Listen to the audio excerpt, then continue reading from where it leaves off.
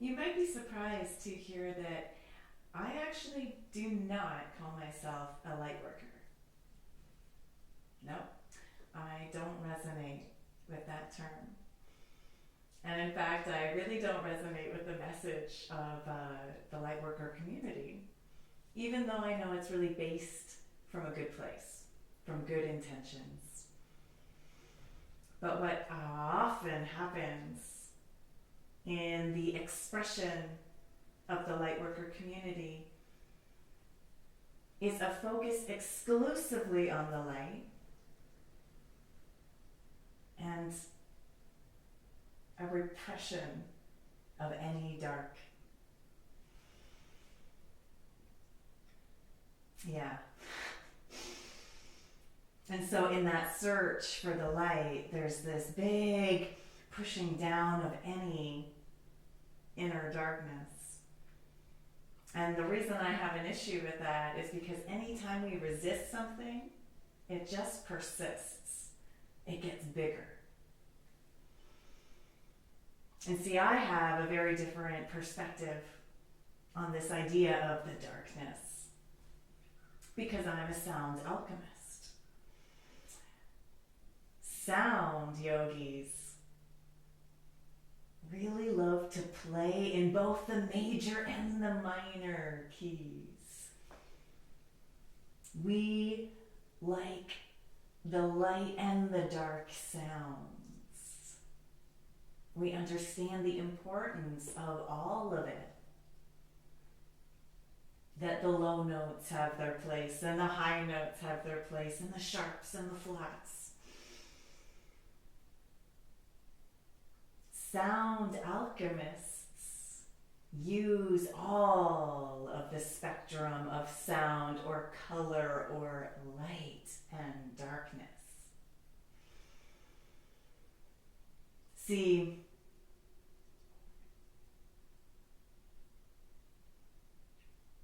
the light workers, the true light workers, actually are doing the same thing as sound alchemists. They use the dark and the light.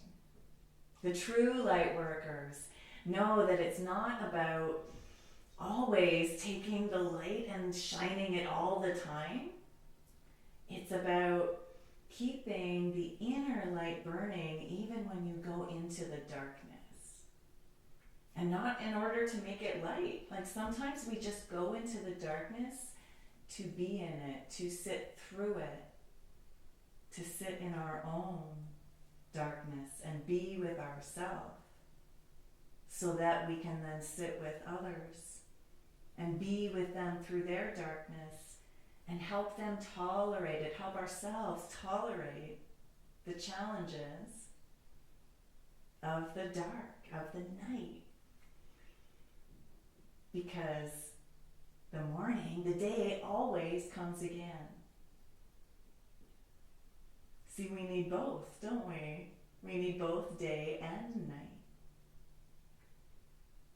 Whereas sometimes this expression of the light workers comes through as light chasing, where they're always trying to be in the daylight. It's like they're running around the planet trying to catch the sun. Right? Trying to always be in daylight and avoid the night. It's like they're almost scared of the dark. But anyone who's gone out into the deep dark night and looked up at the beautiful night sky knows the beauty of the dark side. The sounds that only come out at night. The feelings that come through going into those scary places and realizing you have the confidence and courage to do so and to come out all right on the other side.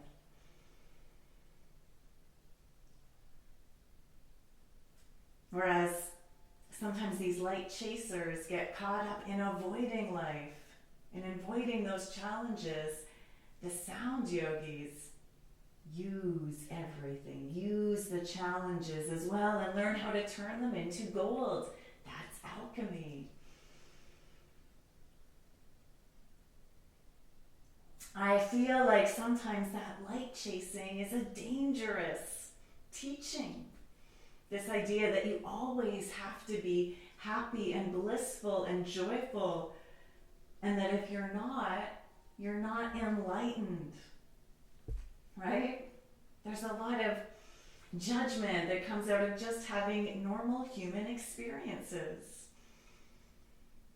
See, there's nothing unholy about feeling sadness. Sometimes it's a very divine experience to feel sad. Sometimes it's very appropriate to feel sad, to grieve.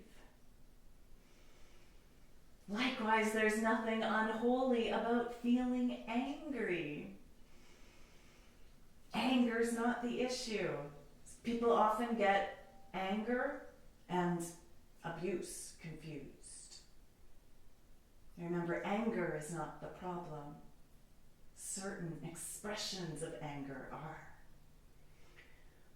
But really, they're not really even expressions of anger. They're just, unfortunately, abusive expressions that have now been associated with anger.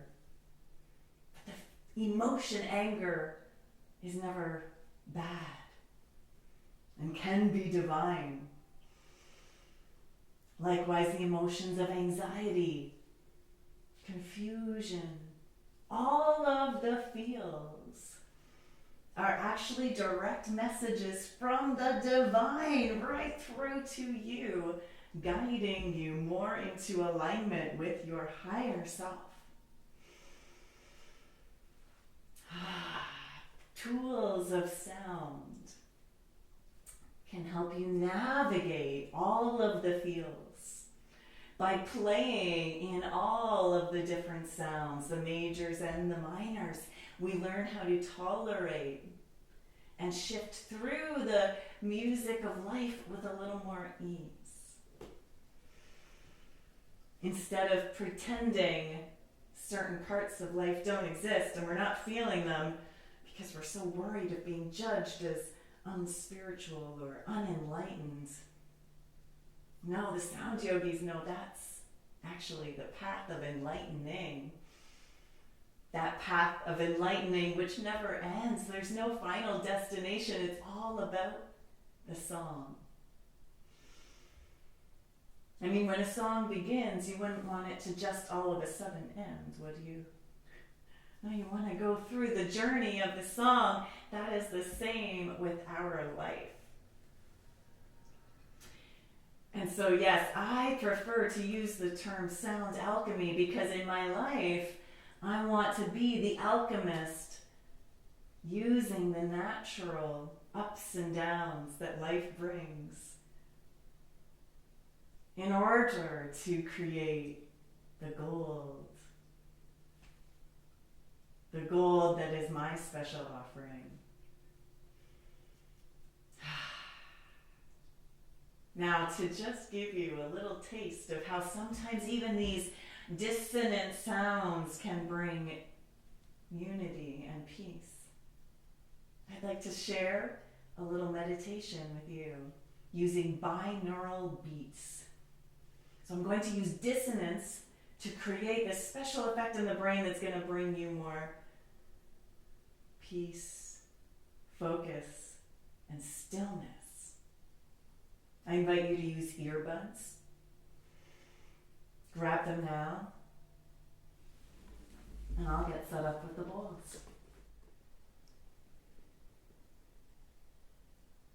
Bring yourself into a comfortable seated or lying down position.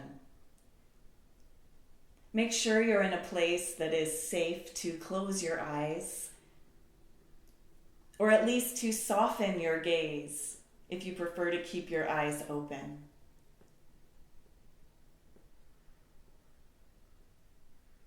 Take 3 letting go breaths, breathing in through the nose. Exhale, open mouth. 2 more, breathing in. And let it go. Last one, breathing in. And let it go.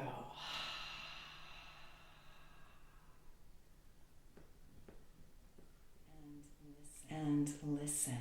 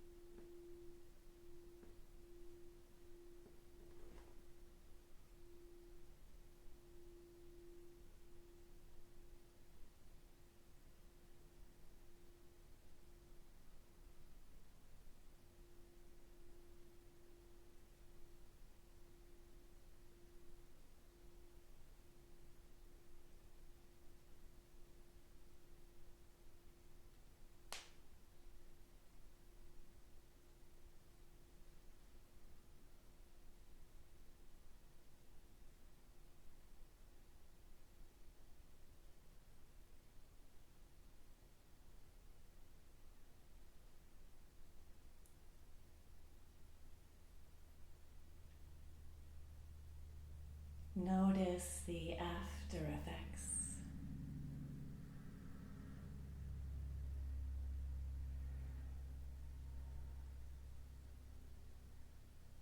And in this space,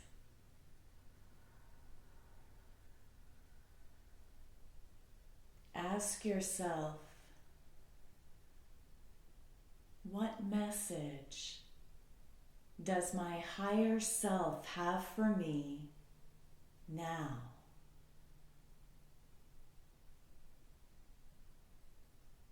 What message does my higher self have for me now?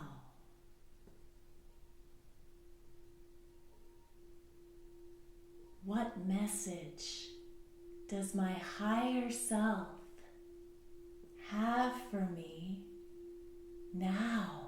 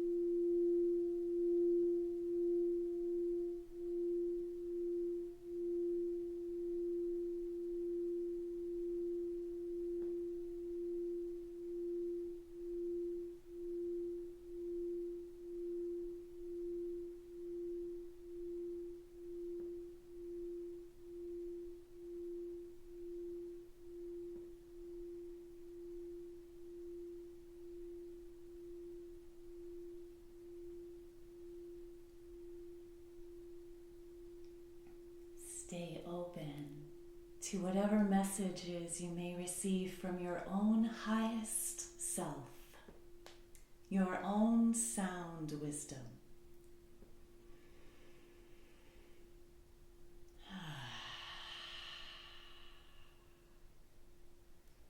Thank you for tuning in with me, Shannon of Sound Wisdom.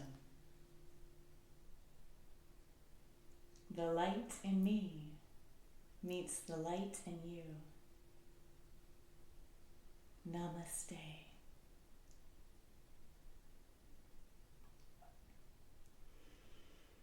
If this resonated with you, I invite you to join me this fall in some deep immersions of sounds through either sound bath and or nada yoga. Check out the links below and keep tuning in.